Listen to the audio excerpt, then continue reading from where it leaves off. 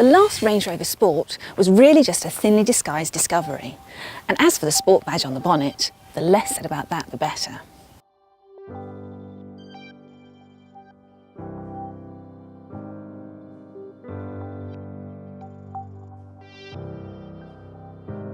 But things have changed a lot since then.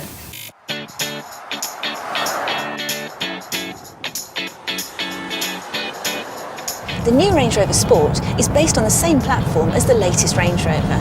That means it's shed about a fifth of its body weight, which is about the same as a tubby New Forest pony. And that's brought with it improvements in lots of areas. For starters, it has a better turn of speed.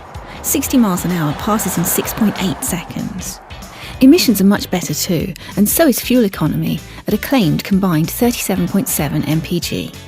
And the revelation, it doesn't handle like an old brick.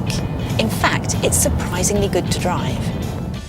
It doesn't have too much body roll thanks to a raft of new high-tech chassis control systems.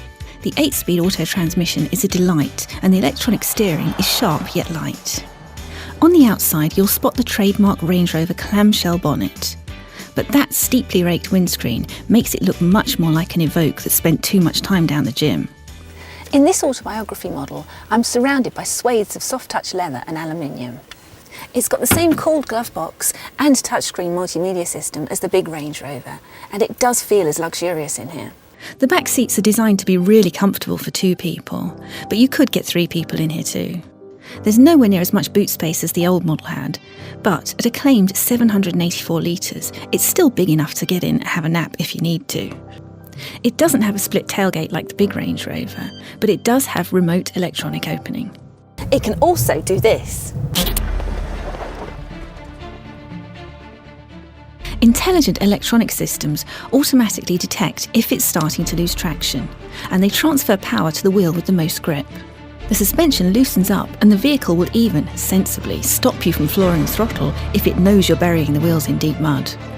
If you want even better manners in the mud, you could pick a dynamic version of the SDV6 or the petrol V8. These cost over £3,000 more, but they do come with a 2-speed transfer box that adds 2 ultra-low crawler gears, as well as adaptive suspension and electronic terrain response.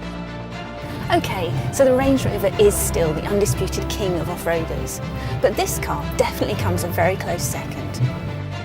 If you want one of these cars, buy it new and do consider getting shot of it before the warranty expires at 3 years. And be prepared to get to know your local Land Rover service department well, because you might be seeing a lot of them. Reliability issues aside, the Range Rover Sport has got a lot going for it. It's much more affordable than the big Range Rover, but it's also a Range Rover under the skin. To find out more about the Range Rover Sport and some of its rival, click on the links below.